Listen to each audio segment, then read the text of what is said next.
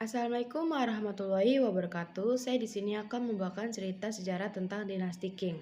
Dinasti Qing juga dikenal sebagai dinasti Machu atau Kekaisaran Qing. Adalah salah satu dari dua dinasti asing yang memerintah di Tiongkok setelah dinasti Yuan, Mongol, dan juga merupakan dinasti yang terakhir berkuasa di Tiongkok. Kemudian mengadopsi tata cara pemerintahan dinasti sebelumnya, serta melemburkan diri ke dalam entitas Tiongkok itu sendiri. Jatuhnya dinasti Ming. Keadaan negara Ming saat itu kacau balau, terutama setelah gerombolan pemberontakan yang dipimpin Li Zhengheng berhasil memasuki dan merebut ibu kota Beijing. Kaisar dinasti Ming yang terakhir Zhongzhen bunuh diri dengan gantung diri setelah membunuh seluruh keluarga kerajaan untuk menghindari tertangkap oleh para pemberontakan. Dinasti Ming secara resmi berakhir. Kesempatan ini diambil oleh pasukan-pasukan 8 bendera dinasti Qing untuk mengambil alih Beijing dan bergerak ke selatan. Jenderal Wu Sungui membuka gerbang tembok besar dan pasukan 8 bendera dinasti Qing berhasil merebut Beijing dari Li Zhengheng. Pada tahun 1644, Pangeran Doergen menyatakan dinasti Qing dengan kaisarnya Shunzhi menjadi pengganti dan pewaris dinasti Ming, dan mandat langit telah beralih dari dinasti Ming kepada dinasti Qing. Pasukan 8 bendera bangsa Machu bergerak ke selatan menghabisi sisa-sisa dinasti Ming yang mendirikan tahta baru di selatan. Pada tahun 1664, dinasti Qing benar-benar telah mengambil alih seluruh daratan Tiongkok. Di bawah pemerintahan Kaisar Kangxi, Pulau Taiwan akhirnya berhasil direbut dari sisa pasukan yang setia kepada dinasti Ming pada tahun 1683.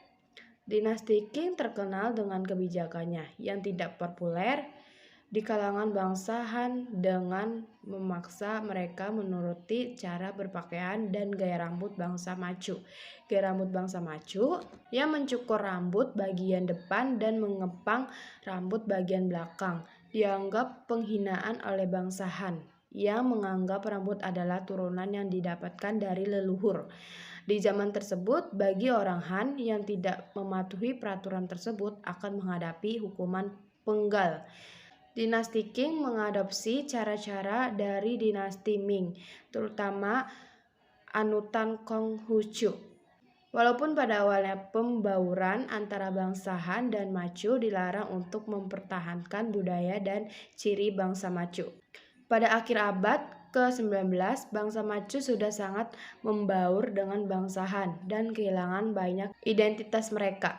Contohnya bahasa Macu yang lama-kelamaan digantikan hampir sepenuhnya dengan bahasa Mandarin. Bahkan dalam lingkungan keluarga kerajaan. Masa kemasan. Pada tahun 1669, Kaisar Kangxi berhasil menggagalkan rencana salah satu menteri walinya, Aubai, yang ingin memberontak. Ia juga berhasil meredam pemberontakan 3 raja muda dan pemberontakan suku-suku dari Mongolia, Taiwan yang dikuasai keluarga Xinjiang yang setia pada dinasti Ming. Berhasil dikuasai pada tahun 1683. Perbatasan dengan Rusia juga dibuat pada tahun 1690. Perjanjian perbatasan dengan Rusia juga dibuat pada tahun 1689. Korupsi yang mulai merajalela dalam pemerintahan pada masa akhir Kaisar Xianglong menandakan mulai melemahnya dinasti Qing, pemberontakan dan imperialisme Barat. Kehadiran bangsa Barat pada awal abad ke-18 menggerogoti kekuasaan bangsa Macu. Berbagai pemberontakan suku Han yang berminat menggulingkan dinasti Qing dan memulihkan dinasti Ming terjadi dalam berbagai skala. Namun, salah satu pemberontakan besar adalah pemberontakan Taiping yang menjadikan Nanjing sebagai ibu kota.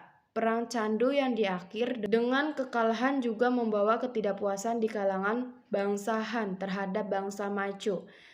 Perang Candu 1838 berujung pada kekalahan dinasti Qing yang memalukan pada tahun 1842. Perjanjian Nanjing berdampak pada diserahkannya Hong Kong kepada Inggris dan dibukanya pelabuhan-pelabuhan Tiongkok pada bangsa Barat. Pemerintahan di balik tirai. Setelah kekalahan Tiongkok dalam Perang Tiongkok-Jepang tahun 1994 sampai 1995, Kaisar Guangxu memerintah tahun 1875 sampai 1908. Akhirnya memutuskan untuk melakukan pembaruan atau reformasi. Reformasi 100 hari tahun 1898 yang dilakukan oleh Kaisar Guangxu banyak ditentang oleh kalangan konservatif. Jatuhnya dinasti. Pada tahun 1908, Kaisar Guangxu dan Ibu Suri Cixi wafat pada saat yang bersamaan dan tahta diserahkan kepada keponakan Kaisar Guangxu. Pangeran Chun berniat membunuh Yuan Shikai sesuai wasiat Kaisar Guangxu, namun digagalkan oleh Zhang Xidong dengan alasan membunuh Yuan dapat mengakibatkan pemberontakan tentara Beiyang. Karena kekuatan militer tentara Beiyang yang dipimpin Yuan Shikai cukup besar.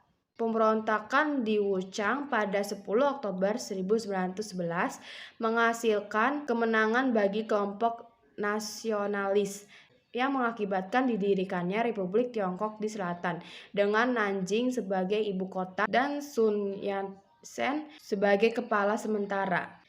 Sejak saat itu, berbagai provinsi di selatan menyatakan lepas dari dinasti Qing untuk bergabung dengan Republik. Yuan menyingkirkan Pangeran Chun dan membuat kabinet yang isinya adalah kroni-kroninya dengan Yuan sendiri sebagai Perdana Menteri. Namun Yuan berhubungan dengan Sun untuk kepentingan pribadinya. Sun setuju untuk menyerahkan tampuk kepresidenan untuk Yuan bila ia setuju untuk memaksa Kaisar Xuantong turun tahta. Pada tahun 1912, Yuan Shikai memaksa Ibu Suri Longyu untuk menurunkan maklumat turun tahtanya Kaisar Xuantong atau Puyi.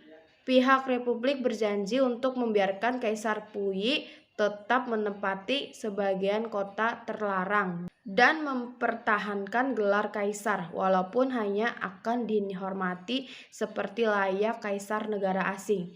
Dinasti Qing pun berakhir pada 13 Februari 1912. Sekian cerita sejarah dari saya. Wassalamualaikum warahmatullahi wabarakatuh.